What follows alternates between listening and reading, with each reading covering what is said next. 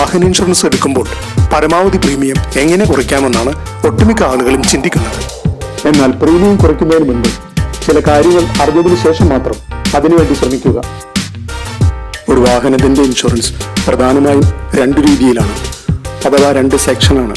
ഒന്ന് third party insurance, 2 on damage insurance.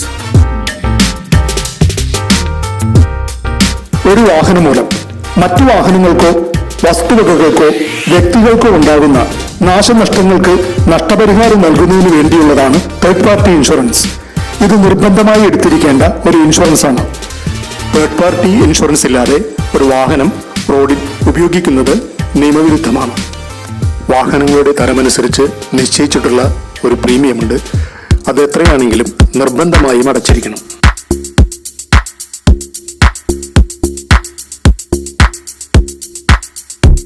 Third party policy അഥവാ liability പോളിസിയോടൊപ്പം CPA എന്നൊരു premium കൂടിയുണ്ട്. വാഹനം ഓടിക്കുന്ന സമയത്ത് വാഹനമുടമ അപകടത്തിൽ മരണപ്പെട്ടാൽ 15 ലക്ഷം രൂപ നഷ്ടപരിഹാരം ലഭിക്കുന്നതിന് വേണ്ടിയുള്ള പ്രീമിയമാണിത്. ഇത് നിർബന്ധമായി എടുത്തിരിക്കേണ്ടതാണ്.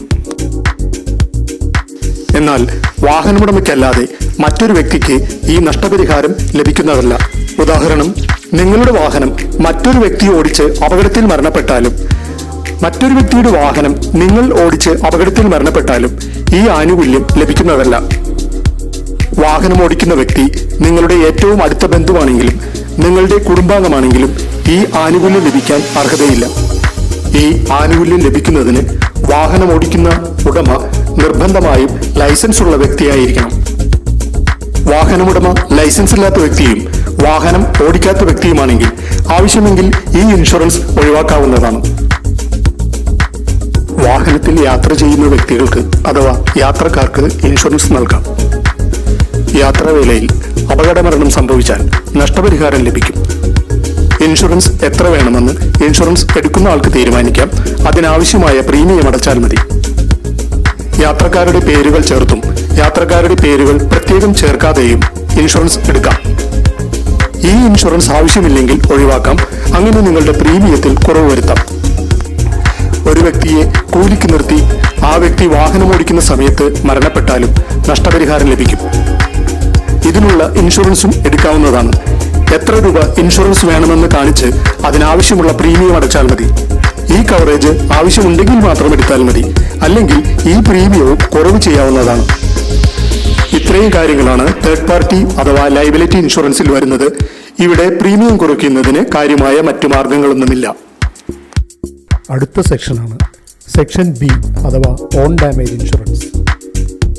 ഒരു അപകടം മൂലമോ മറ്റു വിധത്തിലോ ഒരു വാഹനത്തിനുണ്ടാകുന്ന നഷ്ടത്തിന് നഷ്ടപരിഹാരം ലഭിക്കുന്നതിന് വേണ്ടിയുള്ള കവറേജാണിത്.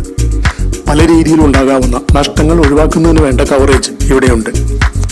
അതുപോലെ ചില സേവനങ്ങൾ ലഭിക്കുന്നതിന് വേണ്ടിയുള്ള കവറേജും ഇവിടെ എടുക്കാവുന്നതാണ്. ഇത് നിർബന്ധമായി എടുക്കേണ്ട കവറേജ് അല്ല, വാഹനമുടമയുടെ ഇഷ്ടമനുസരിച്ച് മാത്രം ചെയ്യുന്ന കവറേജാണ്. ഈ കവറേജിലാണ് വാഹനങ്ങളുടെ പ്രീമിയം കുറയ്ക്കുന്നതിനുള്ള ചില മാർഗങ്ങളുള്ളത്. ഇൻഷുർ ചെയ്യുന്ന വാഹനത്തിന്റെ വില അഥവാ IDV അനുസരിച്ച് പ്രീമിയത്തിന് വർധനവോ കുറവോ ഉണ്ടാകും. ഇവിടെ വാഹനത്തിന്റെ വില കുറച്ചു കാണിച്ചാൽ പ്രീമിയത്തിൽ കുറവ് വരുത്താം. വില കൂടുതലായിരിക്കുമ്പോൾ പ്രീമിയവും ഉയർന്നതായിരിക്കും. എന്നാൽ ഈ വാഹന വില കൂടി കണക്കിലെടുത്താണ് ഒരു ക്ലെയിം സെറ്റിൽ ചെയ്യുമ്പോൾ നഷ്ടപരിഹാര തുക നിർണ്ണയിക്കുന്നത്. എന്നാൽ വാഹനത്തിന് നിലവിലുള്ള അനുയോജ്യമായ വിലയാണ് കാണിക്കേണ്ടത്. ഓവർ ഇൻഷുറൻസോ അണ്ടർ ഇൻഷുറൻസോ ആയാൽ നിയമപരമായ മറ്റു കാര്യങ്ങളും ഉണ്ടായേക്കാം. ഒരു വാഹനത്തിന്റെ ഇൻഷുറൻസിൽ മറ്റെന്തെല്ലാം രീതിയിൽ പ്രീമിയത്തിൽ കുറവ് വരുത്താമെന്ന് മറ്റൊരു വീഡിയോയിൽ വിവരിക്കുന്നതാണ്. തുടർന്നും മറ്റു വിവരങ്ങൾ ലഭിക്കുന്നതിന് ഈ വീഡിയോ സബ്സ്ക്രൈബ് ചെയ്യുക.